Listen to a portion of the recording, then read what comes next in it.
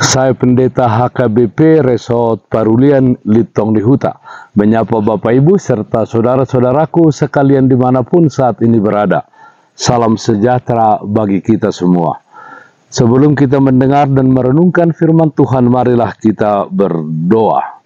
Terpujilah namamu ya Allah Bapa dalam surga.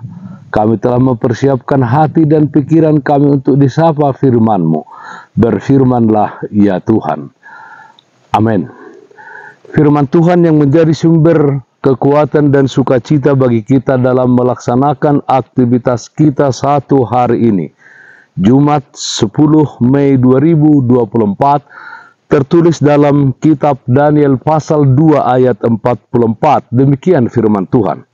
Tetapi pada zaman raja-raja, Allah semesta langit akan mendirikan suatu kerajaan yang tidak akan binasa sampai selama-lamanya, dan kekuasaan tidak akan beralih lagi kepada bangsa lain. Kerajaan itu akan meremukkan segala kerajaan dan menghabisinya, tetapi kerajaan itu sendiri akan tetap untuk selama-lamanya. Kerajaan Allah yang kekal. Saudaraku yang terkasih dalam Kristus Yesus, sebagai seorang penguasa adidaya, Nebukadnezar sudah terbiasa melihat patung. Apalagi di Babel dikenal dengan negeri yang berlimpah para seniman. Namun dalam mimpinya Nebukadnezar merasa heran karena ia melihat patung yang amat besar. Selain bentuknya yang besar, patung itu terbuat dari logam dan tanah liat. Perbedaan berbagai bahan patung itu membuat sangat aneh. Dalam mimpinya, Nebukadnezar melihat sebuah batu terungkit dan menimpa tepat pada kaki patung yang terbuat dari besi dan tanah liat hingga kaki itu remuk. Bagian kaki yang sudah remuk memudahkan bagian lainnya turut remuk. Remukannya seperti sekam di tempat pengirikan. Saat terbawa angin, secara otomatis berkas-berkasnya pun tidak ada. Hal aneh lagi adalah batu yang menimpa patung itu berubah menjadi gunung besar yang memenuhi seluruh bumi. Apakah makna di balik keanehan tersebut? Saudaraku yang terkasih dalam Kristus Yesus, Daniel yang menafsirkan mimpi raja menyebut Nebukadnezar adalah raja di atas segala raja, yang kerajaannya berasal dari Allah. Kepala emas menggambarkan tahta Nebukadnezar. Selain itu akan muncul kerajaan-kerajaan Media dan kerajaan Persia. Kerajaan keempat yang muncul adalah Yunani. Apa makna besi dan tanah liat di sini? Maknanya adalah suatu campuran kekuatan dan kelemahan yang sangat besar pula. Artinya kekuatan dan kelemahan menjadi satu bagian keutuhan. Namun semua kerajaan itu akan runtuh. Pada masa itulah Allah akan mendirikan kerajaannya yang tidak akan binasa selamanya. Saudaraku yang terkasih dalam Kristus Yesus, pesan yang disampaikan Daniel kepada Nebukadnezar sangat jelas. Sekuat dan sehebat apapun sebuah kerajaan, pada akhirnya akan runtuh juga. Namun ada satu kerajaan yang tidak akan runtuh, yaitu kerajaan Allah. Secara tidak langsung Daniel menyampaikan pesan kepada Nebukadnezar untuk hidup dalam kerajaan Allah. Demikian juga kita, saudara-saudaraku, dalam dunia saat ini banyak kerajaan yang kita kenal. Ada kerajaan kecil sampai kerajaan yang besar.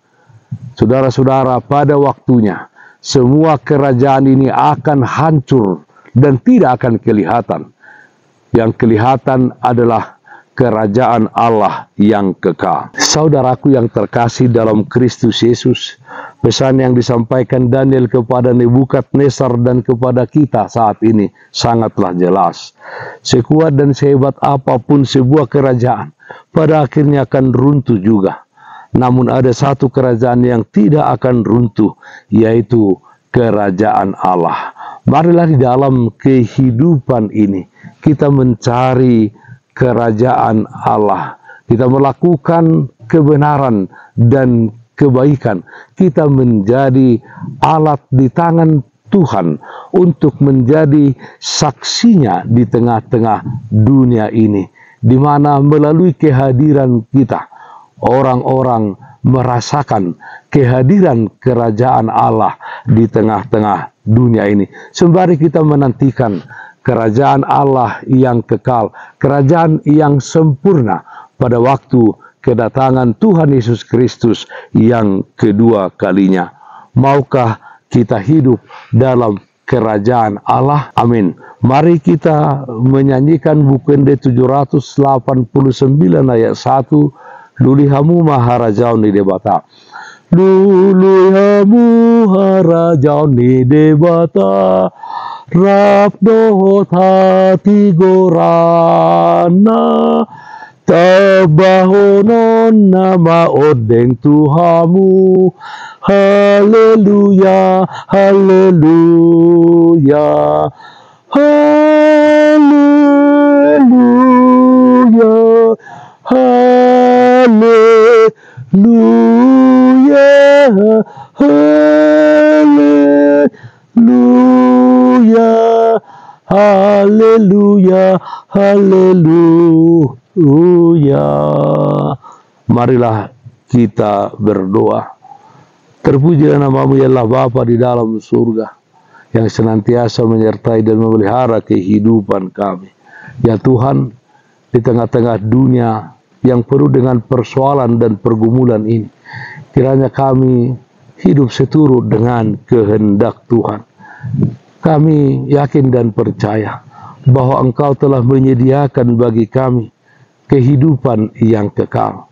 Kiranya kami senantiasa mencari kerajaan-Mu, melakukan apa yang menjadi kehendak-Mu. Ya Tuhan, kami berdoa, yang sakit dimanapun saat ini berada, Tuhan berikan kesembuhan. Yang berduka Tuhan berikan penghiburan. Dalam satu hari ini kami serahkan kehidupan dan aktivitas kami ke dalam tangan pengasihan-Mu. Dalam nama Anak-Mu Tuhan Yesus Kristus kami berdoa, terpujilah namamu. Amin. Kasih karunia Tuhan kita Yesus Kristus, kasih setia dari Allah Bapa, serta persekutuan Roh Kudus, itulah yang menyertai-Mu hari ini, kekal sampai selama-lamanya. Amin. Bapak Ibu, saudara-saudaraku yang terkasih, taatlah senantiasa dalam protokol kesehatan. Jagalah kesehatan jasmanimu, terlebih kesehatan rohanimu. Bersihkan hatimu, cintai dan kasihilah sesamamu.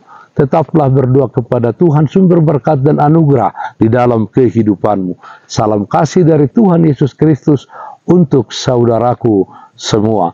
Salam sehat, tetap semangat. Tuhan Yesus memberkati. Shalom.